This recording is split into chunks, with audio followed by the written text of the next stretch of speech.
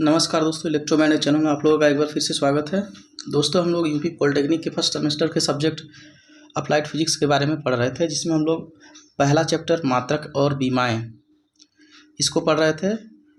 कल के लेक्चर में हम लोग लगभग सभी बीमाओं को पढ़ चुके थे, सभी राशियों की बीमाओं को पढ़ चुके थे। आज जो है बीमी सूत्र को कैसे बनाएंगे। मान लीजिए अचानक से कोई बीमी सूत्र हमको मिल जाता है, एग्जाम में आ जाता है और हमको कुछ याद नहीं है कि इसका बीमी सूत्र क्या है, तो इसको हम लोग कैसे बनाएंगे इसको सीखेंगे। और लगभग 50-60 मैंने बीमी सूत्र कल के लेक्चर में बताया था। उसमें से जो जो इम्पोर्टेंट है, माने जो बहुत ज़रूरी है, जो आपके एग्ज़ाम में हमेशा लगभग आते रहते हैं, उसको मैं बता दे रहा हूँ। उसको कम से कम आप लोग याद कर लीजिएगा। तो आइए देखते हैं। सबसे पहला है क्षेत्रफल, एरिया का बीमी सूत्र। ये बहुत ही ज़रूरी है, इसको याद कर लीजिए आप। और दूसरा है वेग, वेलोसिटी का, ये भी बहुत ज़रूरी है, ये भी आते रहता है, इसको याद कर लीजिएगा। और तीसरा है आयतन, इसको याद कर लीजिएगा। इसके बाद त्वरण, चौथा है त्वरण, ये भी बहुत ज़रूरी है। और पांचवा है संवेग का बीमी सूत्र, ये भी बहुत ज़रूरी है। इसके बाद बल, ये भी बहुत ज़रूरी है। इसके बाद जो है आवेग, कार्य, और इसके बाद है शक्ति, घनत्व, बलागुण और दाब। ये 12 बीमी सूत्र हैं जो आपके एग्ज़ाम में लगभग हर बार आते हैं, कभी ना कभी आपके एग्ज़ाम में अवश्य टकराएंगे। तो ये 12 के 12 आप लोग याद कर लीजिएगा, प्रैक्टिस कर लीजिएगा, जिससे आपको ये आसानी से याद हो जाएंगे। अब आइए सीखते हैं कि कोई बीमी सूत्र हमको मिल जाए अचानक से, तो उसका बीमी सूत्र हम लोग कैसे निकालेंगे। अगर याद नहीं है तो कैसे इसको बना सकते हैं। देखिए दोस्तों, बीमी सूत्र बनाने के लिए कम से कम आप लोगों को 2-3 चीज़ें हैं जो आपको आनी ही चाहिए, नहीं तो इसके बिना बीमी सूत्र नहीं बन सकता। जैसे किसी भी फॉर्मूले को, कोई फार्मूला जिसका बीमी सूत्र हमको निकालना है, वो कम से कम फार्मूला याद रहना चाहिए। वो फार्मूला कैसे बना है उसको याद रहना चाहिए। और बीमी सूत्र में जो भी संकेत यूज किए जाते हैं मूल राशियों के, वो याद रहना चाहिए। तब जाके आप जो है बीमी सूत्र को आसानी से बना सकते हैं। जैसे मान लेते हैं हमारे पास अचानक से आ गया शक्ति का बीमी सूत्र ज्ञात कीजिए।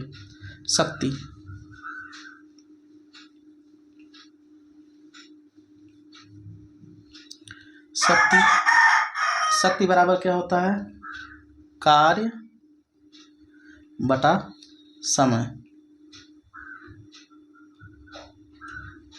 कम से कम फॉर्मूला याद रहना चाहिए, तभी जाके बीमी सूत्र हम लोग निकाल सकते हैं, नहीं तो बीमी सूत्र नहीं निकल पाएगा। तो फॉर्मूला हमको याद है, शक्ति बराबर कार्य बटा समय होता है। तो यहाँ पर हम लोग इसको लिखते हैं P बराबर W/T। और कार्य बराबर क्या होता है? कार्य को हम लोग क्या लिख सकते हैं? F/D लिख सकते हैं। बल गुणे विस्थापन को ही कार्य बोलते हैं, और T को T रहने देंगे। इसके बाद जो है बल बराबर क्या होता है? F बराबर क्या होता है? F बराबर ma होता है। हम लोग कोशिश करेंगे कि जो भी ये राशि दी हुई है, इसको जो है मूल मात्रकों के पदों में लिखें सबसे पहले। तो हम लोग इसको मूल मात्रक की तरफ ले जा रहे हैं। देखिए, T तो मूल मात्रक के पद में हो गया, D भी मूल मात्रक के पद में हो गया, F अभी बचा हुआ है। तो F को हम लोग मूल मात्रक के पद में लिखेंगे, तो F बराबर क्या होता है? ma होता है। m/a/d/t, ये हो गया। अब m भी मूल मात्रक के पद में आ गया। अभी a मूल मात्रक के पद में नहीं आया। a क्या है? त्वरण है, तो इसको मूल मात्रक के पद में लिख लेते हैं। त्वरण को हम लोग क्या लिखते हैं? वेग परिवर्तन की दर को त्वरण कहते हैं, अर्थात डेल v/डेल t को जो है हम लोग त्वरण बोलते हैं। इसके बाद m को m रखेंगे m ही, और d को d ही रखेंगे। इसके बाद अपॉन में t है। ठीक, अब देखिए, ये भी समय है और ये भी समय है, इसका आपस में गुणा हो जाएगा, नीचे चला जाएगा, तो t² हो जाएगा। और ये क्या है? वेग है। वेग को हम लोग क्या लिखते हैं? d/t, क्योंकि वेग बराबर क्या होता है? दूरी बटा समय होता है। तो इसको हम लोग लिख लेंगे d/t, और t एक t यहाँ पहले से है। देखिए, एक टी यहाँ पहले से है, इस टी को लिख लेंगे इंटू एम इंटू डी अपान टी। अब देखिए लगभग सब मूल मात्रक के पद में आ चुके हैं। D T T M D ये मूल मात्रक के पद में है। अब इनका संकेत लिख लेते हैं हम लोग। डी का क्या होता है, देखिए डी डी दो बार है तो डी स्क्वायर हो जाएगा, और यहाँ पर एम एक बार है एम हो जाएगा, और ये टी ए टी और ये टी इसका गुणा हो जाएगा टी क्यूब हो जाएगा। अब इसका जो है जो बीमी सूत्र में यूज करते हैं हम लोग संकेत, उसके पद में लिख लेंगे इसको। तो डी को क्या लिखते हैं, एल लिखते हैं, ये एल का स्क्वायर हो गया, और एम को हम लोग एम ही लगते हैं मास को, और ये टी है टी ऊपर जाएगा तो घात जो है इसका माइनस में हो जाएगा, तो ये टी हो गया टी की पावर -3। ये अलग अलग कोष्टक में, इसको एक कोष्टक में कर लेते हैं। देखिए कुछ इस तरीके से हो जाएगा, एम एल स्क्वायर टी की पावर -3। तो ये निकल गया हमारा जो है कार्य का बीमी सूत्र, जो कि देख सकते हैं आप कार्य का बीमी सूत्र जो मैं बताया था। देखिए यहाँ पर एक मिनट, शक्ति का बीमी सूत्र यहाँ पर है, ये रहा। तो देख सकते हैं, अगर आपको बीमी सूत्र याद नहीं है तो आपको फॉर्मूला याद है, संकेत याद है, तो उससे आप बीमी सूत्र निकाल सकते हैं। इसी तरीके से अन्य राशियों के लिए भी हम लोग देख लेते हैं। जैसे अगला राशि हम मान लेते हैं कि हमको दाब का जो है, दाब प्रेशर, दाब का बीमी सूत्र हमको निकालना है। तो दाब बराबर क्या होता है, बल बटा क्षेत्रफल होता है, ये दाब का फॉर्मूला होता है। तो इसका बीमी सूत्र हम लोग कैसे निकालेंगे, तो इसको भी हम लोग पी से ही डिनोट करते हैं, पी बराबर एफ बाई ए, ऐसे डिनोट करते हैं। तो इसका फॉर्मूला निकालने के लिए हमको सबसे पहले, इसका बीमी सूत्र निकालने के लिए सबसे पहले इन राशियों को जो है हम लोग क्या करते हैं, मूल मात्रकों के पदों में लिखते हैं। तो आइए लिखते हैं, एफ बराबर हो जाए पी बराबर हो जाएगा, एफ को हम लोग क्या लिखते हैं, एम ए लिखते हैं। तो ये एम इंटू ए हो गया, और ये क्षेत्रफल ए है। देखिए ये क्या होता है क्षेत्रफल, ये होता है एल स्क्वायर, क्योंकि हम लोग क्षेत्रफल क्या निकालते हैं, क्षेत्रफल को मान लेते हैं। चलिए क्षेत्रफल को हम लोग कन्वर्ट कर लेते हैं मूल राशियों के पदों में। देखिए एल इंटू बी कर लेते हैं, जहाँ एल लंबाई है और बी क्या है, चौड़ाई है, लेंथ इंटू ब्रेथ। ठीक, इसके बाद ए को क्या लिखते हैं हम लोग, यहाँ एम ऐसे ही रहेगा, और ए क्या है, त्वरण है। तो त्वरण के क्या लिखते हैं, वेग परिवर्तन की दर को त्वरण कहते हैं। यहाँ T del V by del T हो जाएगा, और अपान में एल इंटू बी, ये हो गया। इसके बाद फिर से वही प्रक्रिया दोहराएंगे हम लोग, पी बराबर एम इंटू वी को क्या लिखेंगे, वी को लिखेंगे डी बाई टी, डिस्टेंस बटा टाइम, तब हमारा वेग आ जाएगा। तो यहाँ एक टी पहले से है, एक टी और आएगा, तो del T into T upon में L into B, L into B हो गया। इसके बाद क्या करेंगे हम लोग, P बराबर, अब देखिए लगभग सभी राशियाँ मूल राशियों के पदों में हो चुकी हैं। ये मास है, ये डिस्टेंस है, ये टाइम है, ये भी डिस्टेंस है, दोनों एल इंटू बी का डिस्टेंस ही होता है। अब जो है इनका मूल मात्रकों के पदों में जो संकेत होता था बीमी सूत्र के लिए, उसको रखेंगे। तो एम के लिए हम लोग क्या लिखते थे, एम ही लिखते थे, कैपिटल एम। डी के लिए क्या लिखते थे, एल लिखते थे, जो डिस्टेंस है, अपान में यहाँ टी के लिए टी टी दो बार है तो टी स्क्वायर हो जाएगा।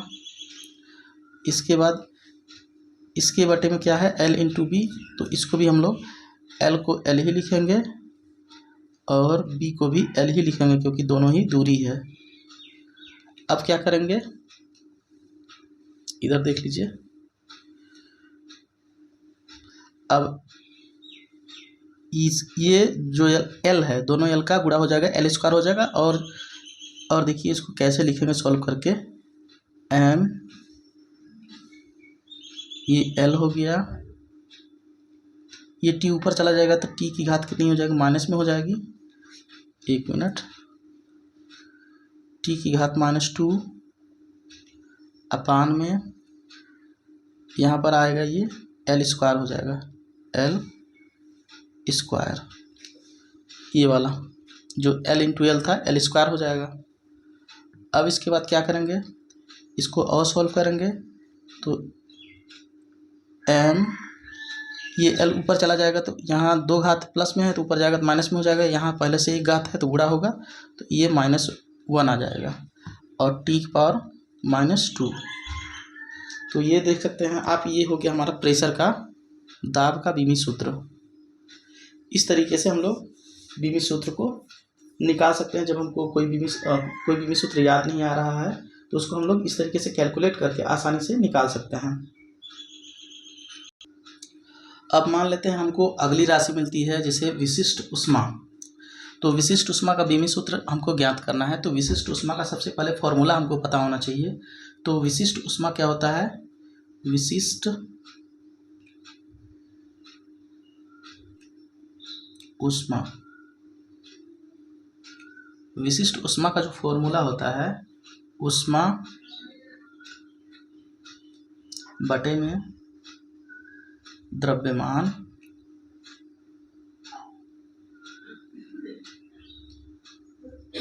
गुणे ताप होता है। ये फॉर्मूला हमको याद रहना चाहिए, तभी हम जो है इसका बीमी सूत्र निकाल सकते हैं। तो आइए इसका निकालते हैं, विशिष्ट ऊष्मा का बीमी सूत्र। तो ऊष्मा क्या होता है, देखिए ऊष्मा जो है कार्य के बराबर होता है, तो इसको हम लोग W लिख सकते हैं, क्योंकि किया गया कार्य उत्पन्न ऊष्मा के बराबर होता है। ऊष्मा और कार्य दोनों ही जो है ऊर्जा की इकाई हैं, तो जो है इसको हम लोग ऊर्जा, कार्य, ऊष्मा सबको W लिख सकते हैं। तो इसको आप लोग ध्यान रखिएगा। तो W हो गया, यहाँ द्रव्यमान को हम लोग M लिख सकते हैं, और ताप को क्या लिख सकते हैं, ताप को हम लोग T से लिखते हैं, ताप को T से नहीं थीटा से लिखते हैं, थीटा।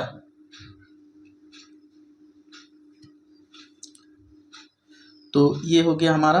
अब इसके बाद W को क्या लिखते हैं हम लोग, F इंटू डी लिखते हैं, F इंटू डी लिखते हैं। ये हमारा M हो गया। और एक मिनट, अभी बीमी सूत्र नहीं बनाना है, अभी हम लोग फॉर्मूला को इसको जो है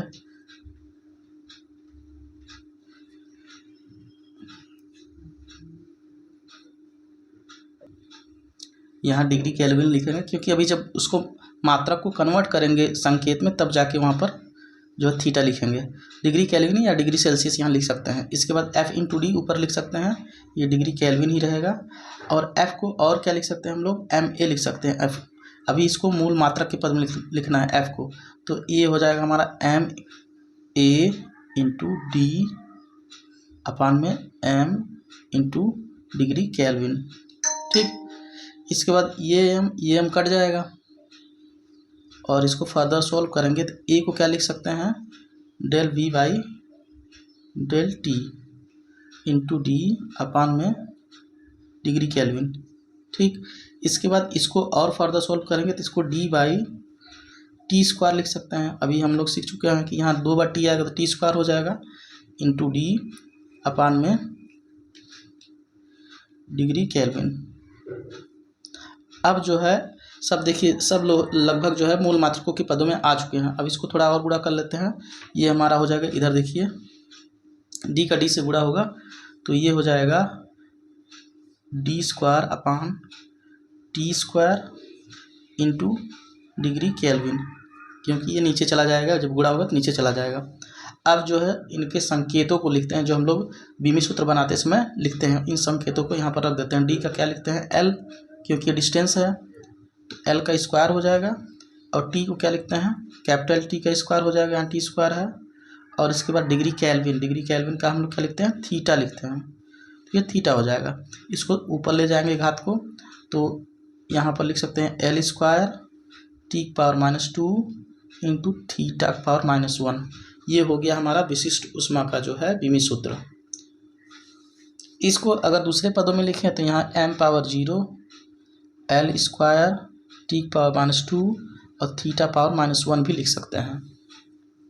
तो इस तरीके से हम लोग जो है किसी अज्ञात राशि का केवल अगर फॉर्मूला पता है और संकेत पता है तो इस तरीके से हम लोग बीमी सूत्र को आसानी से कैलकुलेट कर सकते हैं। इसके बाद और दिखाते हैं आपको।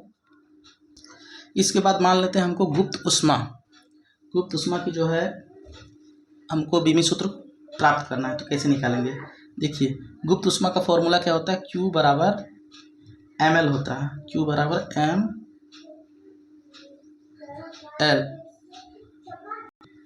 जहाँ पर Q क्या है, ऊष्मा है, m क्या है, द्रव्यमान है, और L क्या है, ये L जो है लेटेंट हीट है। तो L को हम लोग लिख लेंगे Q अपान m। तो हमको L का ही बीमी सूत्र ज्ञात करना है। तो ये ऊष्मा है, ऊष्मा को हम लोग कार्य के बराबर लिख सकते हैं। तो ये कार्य के बराबर हो जाएगा हमारा वर्क W/m। तो W को क्या लिख सकते हैं, F इंटू डी लिख सकते हैं अपान में m। फिर F को क्या लिख सकते हैं हम लोग, F बराबर ma होता है, ma लिख सकते हैं इंटू डी अपान m। m से m कट जाएगा। इसके बाद a को क्या लिख सकते हैं, डेल v/डेल t लिख सकते हैं इंटू डी, और इसको फर्दर और क्या लिख सकते हैं, d/t² लिख सकते हैं। इतने को देखिए, इसको मैं तोड़ के बता देता हूँ, आप लोगों को अच्छे से समझ में आ जाएगा कि ये कैसे लिखा जा रहा है।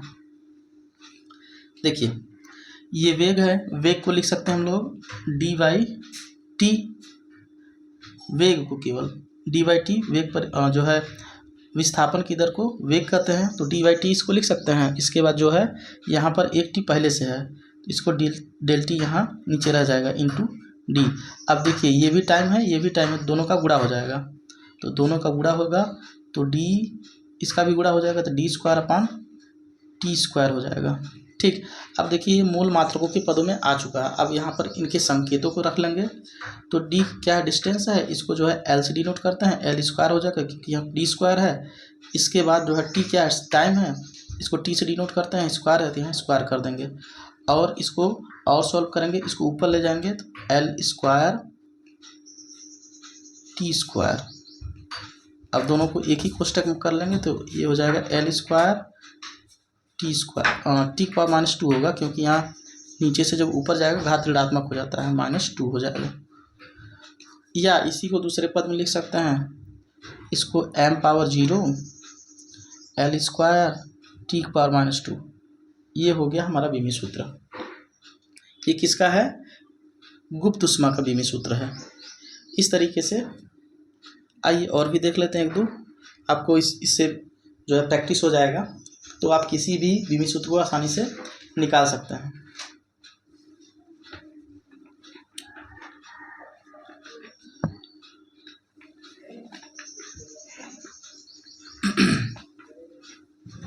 तो आइए तीसरा राशि देख लेते हैं हम लोग। तीसरा राशि क्या है, इसके बाद मान लेते हैं हमको संवेग का जो है बीमी सूत्र निकालना है। संवेग को हम लोग क्या लिखते हैं,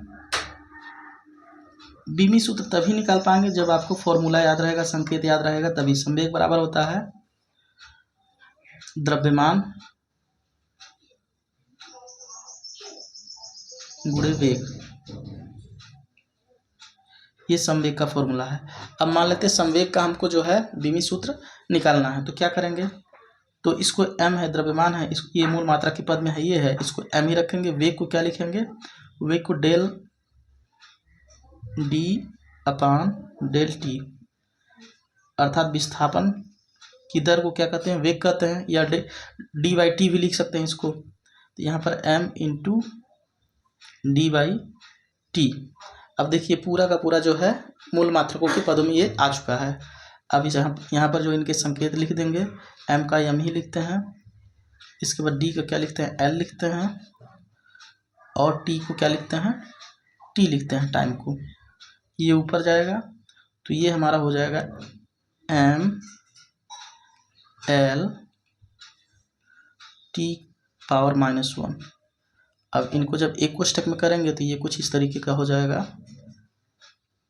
m l t⁻⁻1। ये हमारा हो गया संवेग के लिए बीमी सूत्र। आइए एक दो और देख लेते हैं। तो इस तरीके से देख सकते हैं, आपको अगर फॉर्मूला याद है तो आप आसानी से जो है बीमी सूत्र को कैलकुलेट कर सकते हैं। अगर बीमी सूत्र आपको याद नहीं है तब भी।